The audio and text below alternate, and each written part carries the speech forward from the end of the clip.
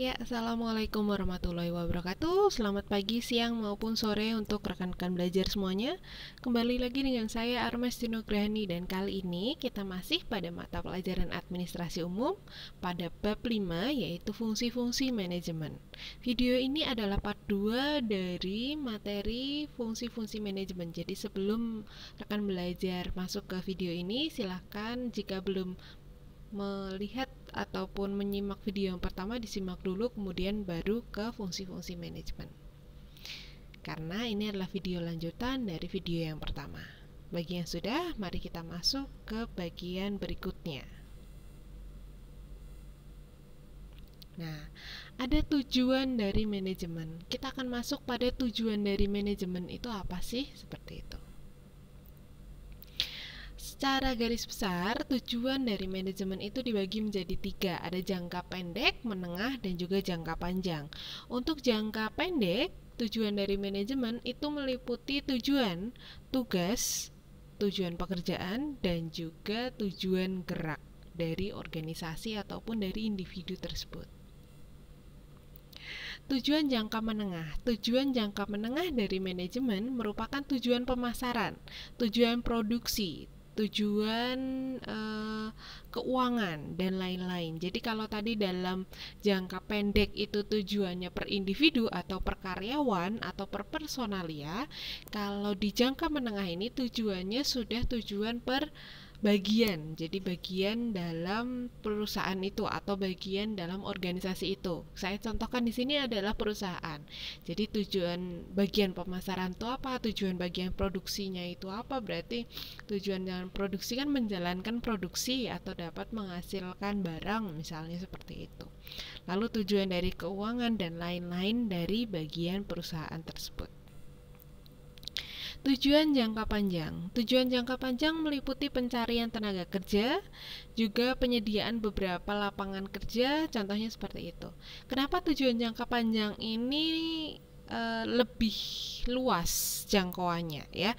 Kalau tadi personalia, kemudian perbagian, ini sudah mencakup pada keseluruhan dari perusahaan tersebut.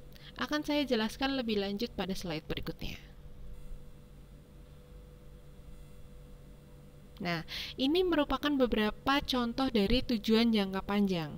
Yang pertama ada menjalankan dan mengevaluasi strategi yang dapat ataupun yang telah direncanakan agar dapat berjalan secara efektif.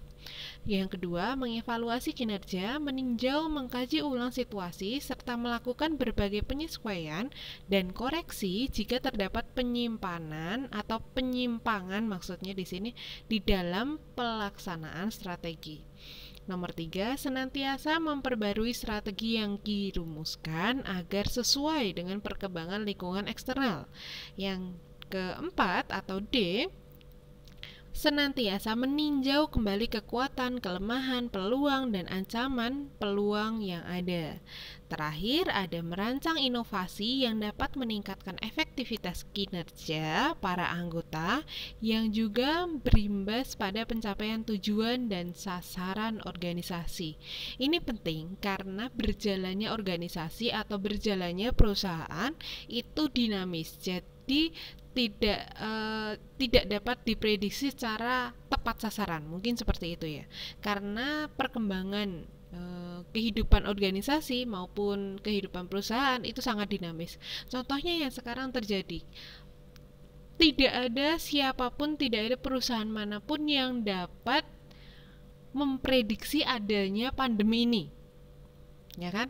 Pandemi ini datangnya dari luar negeri, kemudian jangankan 2019 kemarin, 2018 saja atau 2019 awal saja tidak ada yang pernah ada yang merencanakan ataupun memprediksi adanya pandemi. Nah, ketika pandemi ini datang, ketika pandemi ini masuk ke Indonesia khususnya, maka itu pasti berimbas pada perusahaan. Rekan-rekan belajar sekarang tahu gitu bahwa yang paling dekat saja, misalnya cara rekan-rekan belajar karena adanya lockdown ataupun PSBB dan lain sebagainya, pasti berimbas pada perusahaan-perusahaan yang tadinya hanya buka warung saja, seperti itu sudah cukup, sekarang sudah bergeser mindsetnya, berarti sudah masuk ke online misalnya. Perusahaan yang biasanya sudah cukup kok dagang di pasar seperti itu. Sekarang sudah beralih gitu. Beralih pada bisnis online, beralih pada ditambah lagi nih dikasih Gojek, mungkin ada link Gojek dan lain sebagainya. Itu adalah inovasi-inovasi ataupun pembaharuan dari bagaimana perusahaan itu melaksanakan tinjauan kembali tentang kekuatan, kelemahan, peluang, dan juga ancaman yang ada di perusahaan. Kalau dalam organisasi pun seperti itu. Organisasi itu sama dinamisnya, ya kan? Tidak ada yang pernah tahu organisasi itu ataupun memprediksi organisasi itu akan ada kegiatan apa ataupun ada permasalahan apa. Nah, permasalahan-permasalahan yang dinamis itu agar dapat dikondisikan atau dapat dikendalikan sesuai dengan kapasitas ataupun sesuai dengan apa yang ingin dicapai. Jadi bagaimana caranya untuk mengantisipasi itu, bagaimana caranya menyelesaikan masalah agar tujuan organisasi itu tetap dapat tercapai. Pada ruang lingkup manajemen ada ruang lingkup luar ataupun eksternal dan juga ruang lingkup dalam atau internal. Nah, yang terakhir ada prinsip-prinsip manajemen. Ada beberapa prinsip-prinsip manajemen yang akan saya sampaikan di sini. Yang pertama ada prinsip pembagian kerja. Ya, prinsip pembagian kerja ini berarti setiap organisasi ataupun setiap perusahaan itu memiliki pembagian kerjanya agar organisasi itu dapat terus berjalan ataupun produksi pun terus kembang seperti itu. Nah, ini penting. Kenapa? Kalau dari setiap individu itu memiliki tugas yang sama, memiliki kewajiban yang sama, akan terjadi benturan antara individu. Jadi, ini tidak sesuai dengan tujuan ataupun yaitu perkembangan dari perusahaan tersebut. Yang kedua ada wewenang dan tanggung jawab.